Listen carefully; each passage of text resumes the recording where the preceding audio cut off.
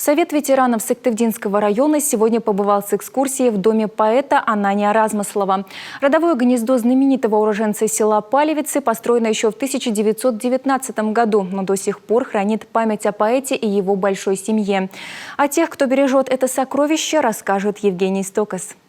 Ананий Размыслов – признанный классик коми-литературы. Первый раз он опубликовал стихи в 16 лет в журнале «Ордем». Переводил на коми Пушкина, а на русский Ивана Куратова. В этом доме поэт родился и вырос. В 26 ушел на фронт. Вернуться с Великой Отечественной ему было не суждено. Погиб поэт в боях за Днепр в украинском селе Большая Кахновка в доме местной жительницы Прасковьи Кобы, немного не дожив до 28 лет.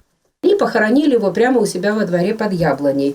И больше, наверное, 15 лет эта могила так у них во дворе и была. Но потом у них дочка выросла, им нужно было, они ухаживали за могилой. И когда нужно было строить дом, нужно было помещение, какое-то немножко площади. Потом как раз в это время стали делать братскую могилу и собирать все могилы со всех дворов. И вот тогда его эксгумировали, перенесли в братскую могилу, и эта яблоня, под которой он был похоронен, сразу же засохла.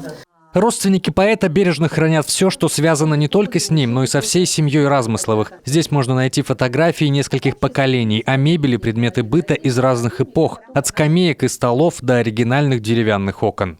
Мы этот дом дважды очень хорошо ремонтировали. Мы заменили несколько раз, нижние венцы меняли. Мы поставили весь дом полностью на фундамент. Это мы своими силами делали. И мы сохраняли, в принципе, историю этого дома. Мы старались, чтобы дом остался таким, каким он был раньше.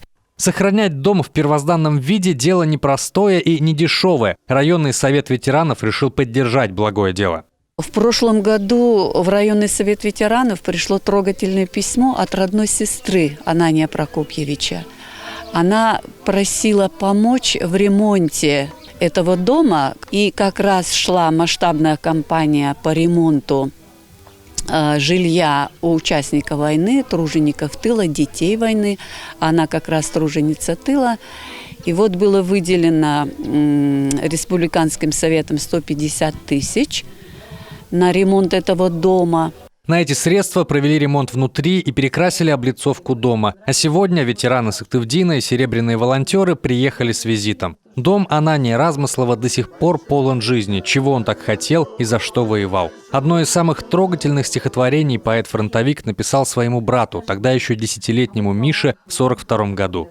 «Дремлет летним вечером село, вычегда устало катит воды. Все уж спят, но не пришла еще наша мать, наверное, с огорода. Отгони свою пустую грусть. Я скажу, братишка, откровенно. Этим летом, может, не вернусь. Но вернусь домой я непременно».